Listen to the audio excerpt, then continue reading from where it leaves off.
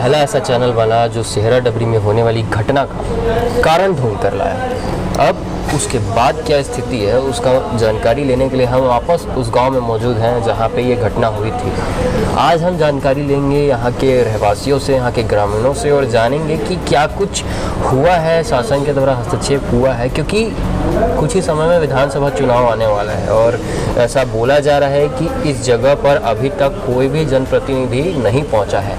इतने बड़े जनप्रतिनिधि, इतने बड़े नेता जो दावा करते हैं कि वो किसानों के, वो ग्रामीणों के हमदर्द है, किसानों का हमेशा साथ देते हैं, आश्वासन देते हैं कि हर जाहिर बातों पर किसानों के साथ उनका सहयोग करेंगे, खड़े रहेंगे, ऐसे में अभी तक किसी भी जनप्रतिनिधि का हस्तक्षेप यहाँ पे नहीं दिख रहा है, जबकि कारण भी पता चल चुका है। और यहाँ पर ये घटना जो हुई है वो भी सबको पता चल चुकी है। इसके बाद भी अभी तक कोई बड़ा जनप्रतिनिधि क्यों नहीं पहुँचा है और इसके बारे में ग्रामीणों की क्या राय होगी, क्या इससे आने वाले चुनाव पे कोई प्रभाव पड़ने वाला है। आइए जानकारी के लिए चलते हैं ग्रामीणों के साथ और चर्चा करते हैं उनसे और जानते हैं कि आने वाले चुनाव में क्या वो तैयार है किसी जनप्रतिनिधि को वापस से निर्वाचित करने के लिए, या फिर चुनाव का बहिष्कार यहाँ पे देखा जाएगा।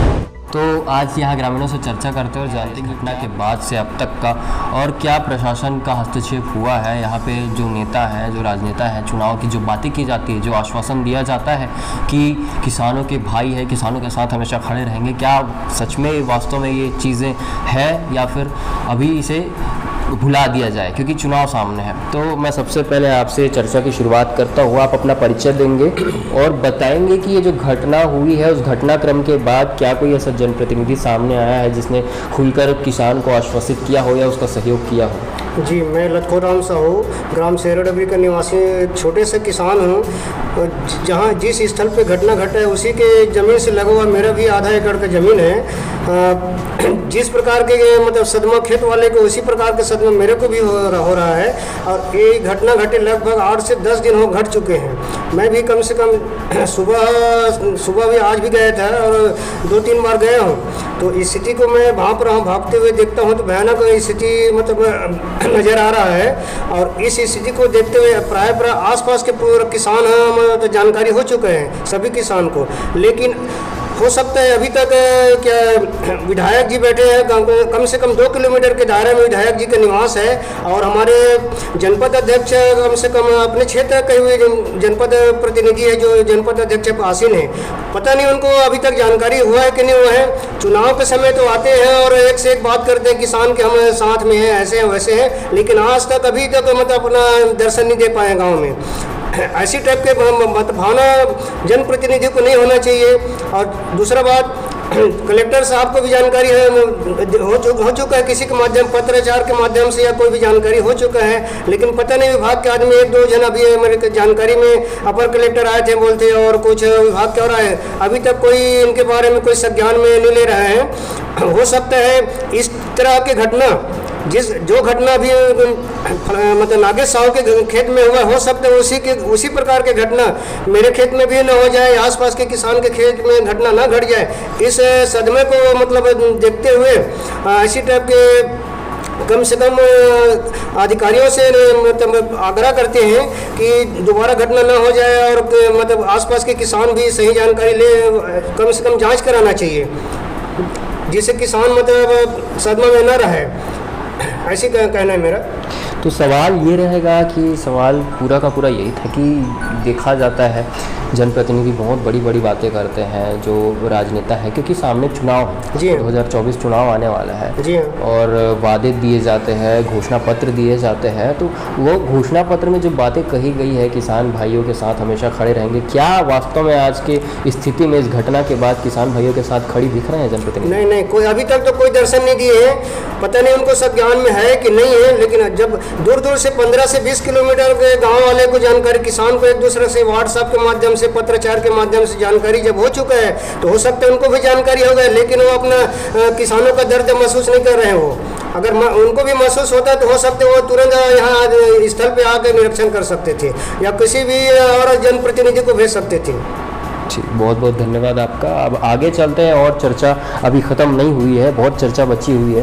तो कहा जा रहा है कि किसान आसपास के जो है दहशत में है और हमारे साथ जो मौजूद है अभी वही किसान मौजूद है जिनके साथ ये घटना हो चुकी है, क्योंकि वो इतने ज़्यादा दहशत में है, इतने ज़्यादा असमंजस की स्थिति में है कि उनको पता ही नहीं है आगे क्या करना है, कहाँ जाए। वो जाहिर सी बात है, जब से घटना हुई है तब से लगातार चक्कर काट रहे हैं दफ्तरों के प्रतिनिधियों के। तो मैं आपसे, प्रतिनिधि जो है कहते हैं कि हम आपके साथ खड़े रहेंगे, हमेशा मुसीबतों में साथ देंगे, आप खुद चक्कर काट रहे हैं इतने दिन से, आप क्या कहना चाहेंगे? कोई जनप्रतिनिधि आ रहा है मदद के लिए या कोई आश्वासन दे रहा है? तो वही है, मैं सोमवार को आवेदन देने के लिए यहाँ गया हूँ कलेक्टर ऑफिस, तहसील ऑफिस। तो फिर कलेक्टर ने अपने डिप्टी कलेक्टर जी को भेजा, वहाँ पे क्या है कि फिर कृषि अधिकारी मोनेश कुमार साहू जी वो भी आए हुए थे, देखे। फिर वो बताए कि हमारे पास ऐसा कोई सिस्टम ही नहीं है कि हम जांच के आपको कुछ बता पाए। और मैं भी मुआवजे का भी बात किया, फिर वो भी बोले कि हमारे सिस्टम में ऐसा कोई है प्रावधान नहीं है कि हम आपको मुआवजा दिला पाएँ। यही सब वर्ड लेके चले गए और ऐसा कुछ आश्वासन नहीं दे गए कि हम साथ हैं या कार्रवाई करेंगे या बताएंगे। और वही बोले कि हमारे पास कोई जांचने वाली मशीन नहीं है, क्योंकि ये घटना तो ऐसा कभी हुआ ही नहीं है हमारे ज़िले में, और ये हुआ है जो पहली बार है। तो ऊपर खत लिखेंगे किसी को, हमारे ऊपर वाले भूवैज्ञानिक को ऐसा करके आश्वासन दिए, लेकिन आज तीसरे से चौथा दिन हो गया है, अभी तक कोई आया नहीं है, ना कोई गया नहीं है, और ना ही पूछा गया है कि क्या हो रहा है। और स्थिति अभी ये है कि बढ़ते ही क्रम में है वो, और हम भी अब मज़दूरों के सहारे काम करते हैं। तो मज़दूर अभी उसमें निंदाई का खरपतवार निकालने वाला काम बचा हुआ है। मज़दूरों के पास गए तो उन लोग साफ बोल दिए कि हम नहीं जा पाएंगे, डर के कारण। हम भी डरे हुए हैं और जाने में खुद भय लग रहा है, हमारी खेत में हमको जाने में भय लग रहा है। गड्ढा जो है दिन ब दिन अपना विकार रूप लेते जा रहा है और विकास हो रहा है, बढ़ रहा है। वो नीचे का मिट्टी जा ही रही, ऊपर की मिट्टी नीचे नीचे नीचे नीचे जा रहा है। अभी मैं शासन देखो 4 दिन जैसे भी उनको जानकारी होगा, उसके बाद भी कोई एक्शन नहीं लिया है, ना कोई रिएक्शन नहीं ले रहे। अभी गैया आती है खेत में या कोई आदमी आ रहा है बहुत सारे देखने के लिए, अभी हादसा भी हो सकता है, कोई झांक रहा है, कुछ और है। तो इसमें और ये भी बात है कि अभी जैसे उसी जगह में कहीं डीजल निकल जाता, केरोसिन निकल जाता या कुछ सोना ही निकल जाता, शासन को 1 घंटा 1 दिन नहीं लगता वहाँ के जगह को अपने आरक्षित करने के लिए। तुरंत सील करवा देते, बटालियन बिठा देते वहाँ पे, किसी को जाने नहीं देते। तो इनके लिए इनके को तड़ से कर लेते काम। लेकिन अभी इतना बड़ा हादसा हो गया, आज 10वां दिन है लगातार विकार रूप लेते जा रहे, तभी भी कोई एक्शन नहीं लिया जा रहा है सरकार। और हम तो ऐसे हैं कि हम सहमे हुए हैं। हमारी तो क्या बताए कि हम छोटे किसान हैं, मजदूर वर्ग के, जैसे भी करके अपना जीवन चला रहे हैं, और इसमें यही किसानी ही आय का स्रोत है। अब इन्हीं लोग के इन्हीं खेत के सहारे हम जैसे भी हैं, लेकिन अब भय की स्थिति पैदा हो गई है। और हमारे परिवार की स्थिति कैसे चलाएंगे, क्या है, ये सब मतलब वो हो रहा है, तकलीफ़ हो रहा है। क्या करेंगे आगे, भविष्य गड्ढे में जा रहे हैं, कैसे जिएंगे, ये बहुत सोचनीय रूप बना हुआ है। तो एक कृषक के तौर पर अभी, क्योंकि चुनाव आने वाला है, जाहिर सी बात है घोषणा पत्र पकड़कर नेता जो है, जनप्रतिनिधि जो है आने वाले हैं इस इलाके में, तो अभी नहीं आया है, तो एक कृषक के तौर पर क्या आप उनसे क्या कहना चाहेंगे?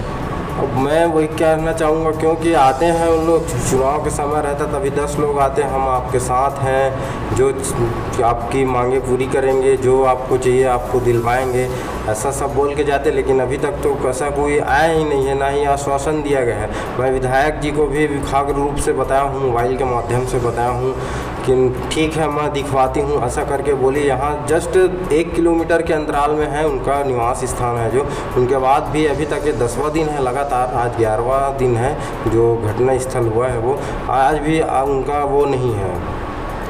तो देखा जाए तो चुनाव में कहीं ना कहीं इसमें दंश झेलना पड़ सकता है राजनेताओं को, क्योंकि जाहिर सी बात है यहाँ के ग्रामीण सहमत हुए हैं, उसका उल्टा खामियाजा ये भुगतना पड़ सकता है कि जो दावे किए जाते हैं वो पूरे खोखले साबित हो सकते हैं। और कहीं ना कहीं यहाँ के कृषक, यहाँ के ग्रामीण खफा दिख रहे हैं जनप्रतिनिधियों से, राजनेताओं से और शासन से भी, क्योंकि शासन का हस्तक्षेप भी अभी उतना ज़्यादा यहाँ पर देखा नहीं जा रहा है। तो चुनाव का समय है, चुनाव के समय बहुत सारी ऐसी बातें की जाती हैं जो हवाइयों में उड़ती नज़र आ रही हैं, क्योंकि इतनी दिन हो चुके हैं, 11 दिनों में जाहिर सी बात है हर किसी के पास आज मोबाइल है, मोबाइल के माध्यम से सबके पास एक घटना पहुंच चुकी है। इस घटना का कारण भी पता चल चुका है, ये घटना क्यों हुई है। उसके बाद भी लोगों का शांत रहना, जनप्रतिनिधियों का शांत रहना वाकई में चुनाव में, आने वाले चुनाव में कहीं ना कहीं नकारात्मक रूप दिखा सकता है। मेरे ग्राम पंचायत में शुक्रवार को जब मुझे रात्रि में सूचना मिला कि ज़मीन धंस गया है करके। तो मैं सुबह 8 बजे के करीब वहाँ निरीक्षण के लिए गया था,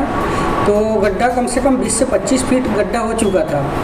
लेकिन एक दिन पश्चात और जब निरीक्षण के लिए पटवारी महोदय का आगमन हुआ था, तो मैं गया तो डबल हो गया था, 40 फीट के ऊपर हो गया था गड्ढा। तो पटवारी महोदय के द्वारा निरीक्षण किया गया। पंचनामा के पश्चात ही दूसरे दिन जब डिप्टी कलेक्टर आए तो फिर भी निरीक्षण के लिए हम लोग गए थे, और डिप्टी कलेक्टर महोदय ने कहा था कि इसके लिए उक्त विभाग को प्रेषित किया जाएगा। लेकिन अभी तक उक्त विभाग द्वारा कोई भी जानकारी या जांच करने के लिए कोई टीम नहीं पहुंची हुई है। मैं शासन प्रशासन से आग्रह करूंगा कि आप लोग शीघ्र अतिशीघ्र जांच कराएं, ताकि भविष्य में और कोई जगह ऐसी स्थिति ना बने, क्योंकि नागेश साहू का किसानी का बहुत बड़ा नुकसान हुआ है। साथ ही साथ उसे क्षतिपूर्ति के लिए उचित मुआवजा देने की कष्ट कराएं, और जो भी चिन्हित जगह हैं उसको चिन्हित करके वो जांच को संपन्न कराएं, जिससे भविष्य में होने वाली जान माल की घटना को बचा सके।